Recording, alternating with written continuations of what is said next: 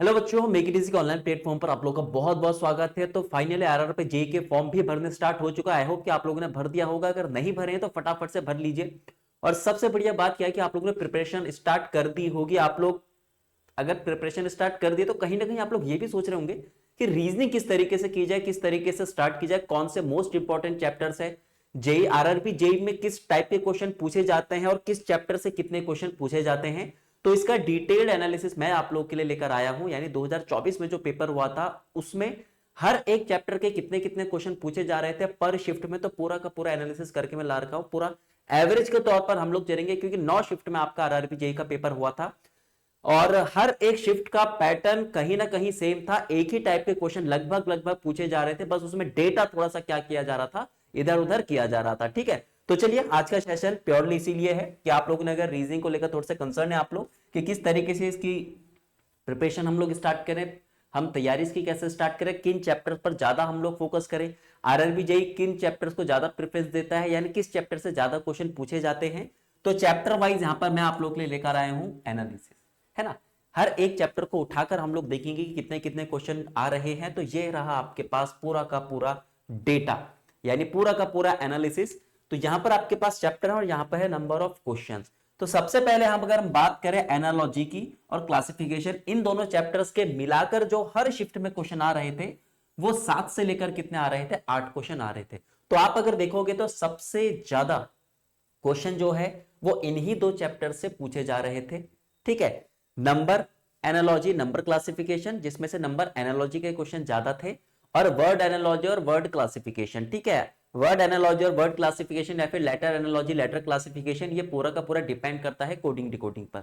तो अगर आप उन क्वेश्चंस को कोडिंग डिकोडिंग में भी डाल दो तो कोई दिक्कत नहीं है, क्योंकि सारे के सारे कॉन्सेप्ट उसमें किसके लगते हैं, कोडिंग डिकोडिंग के लगते हैं। ठीक है, सीरीज की अगर बात करते हैं तो 3 से लेकर 4 क्वेश्चन हर किसी में देखने को मिले, नंबर वाले भी और अल्फाबेट वाले भी।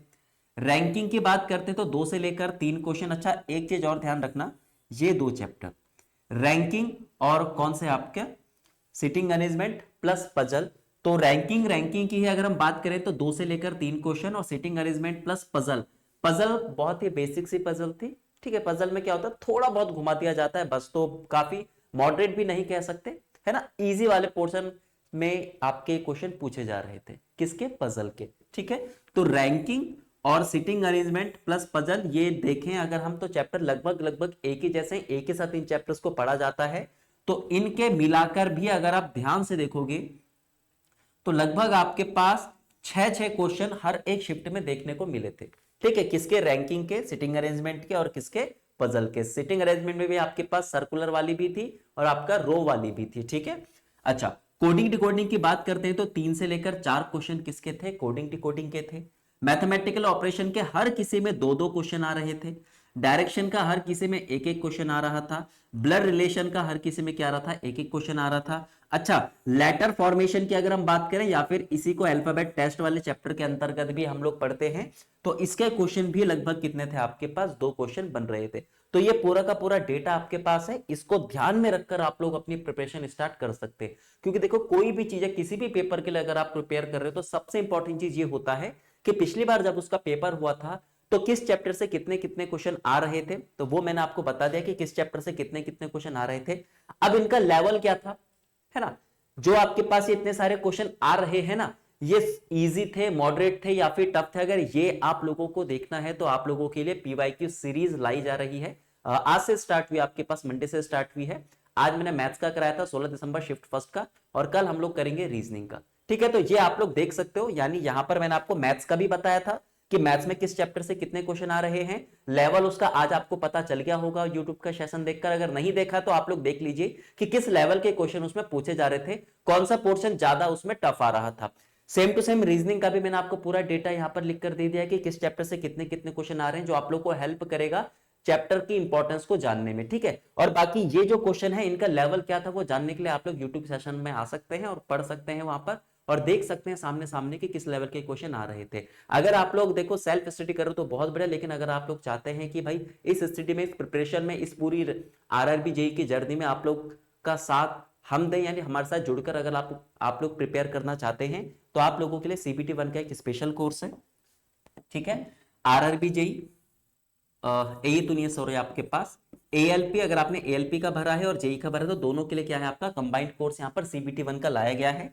प्योर आपके पास क्या है नॉन टेक है, मैथ्स है, रीजनिंग है, साइंस है और जनरल अवेयरनेस है। क्योंकि कहीं ना कहीं जब भी हम लोग चीजें स्टार्ट करते हैं सबसे इंपॉर्टेंट चीज होता है कि हर एक क्वेश्चन को, हर एक कॉन्सेप्ट को, हर एक जो आपके पास टॉपिक उसको बेसिक से समझना है ना, उसके बारे में जानकारी होना कि किस चैप्टर में किस किस टॉपिक के क्वेश्चन आ सकते हैं, या फिर किस चैप्टर में कौन कौन से टॉपिक होते हैं, कितने उसके पार्ट होते हैं, हर टॉपिक का क्या क्या कॉन्सेप्ट है ना, चाहे मैथ्स हो, रीजनिंग हो, साइंस हो, चाहे आपका जीके जीएस हो। तो पूरा का पूरा maths, reasoning, science, general awareness बिल्कुल बेसिक तरीके से आप लोग को बताई गई है। मैथ्स और रीजनिंग की खासकर अगर मैं बात करूं तो बिल्कुल बेसिक और कॉन्सेप्ट से बताया गया है, प्लस आपका वहां पर ट्रिक्स भी है, ठीक है। क्योंकि मैं ज्यादा फोकस करता हूं बेसिक और कॉन्सेप्ट पर, क्योंकि सबसे इंपॉर्टेंट चीज होता है क्वेश्चन को करना आना। जब आपको क्वेश्चन को करना आता है तब जाकर हम उसको जल्दी कर सकते हैं, ठीक है। प्राइस की अगर बात करते हैं तो 1199 है, 1200 के अराउंड इसका प्राइस है, लेकिन फिलहाल आपका 50% ऑफ चल रहा है तो 599 पर आपको ये मिल जाएगा। और बिल्कुल बेसिक तरीके से, बिल्कुल जीरो से आप लोग क्या कर सकते हैं, स्टार्ट कर सकते हैं।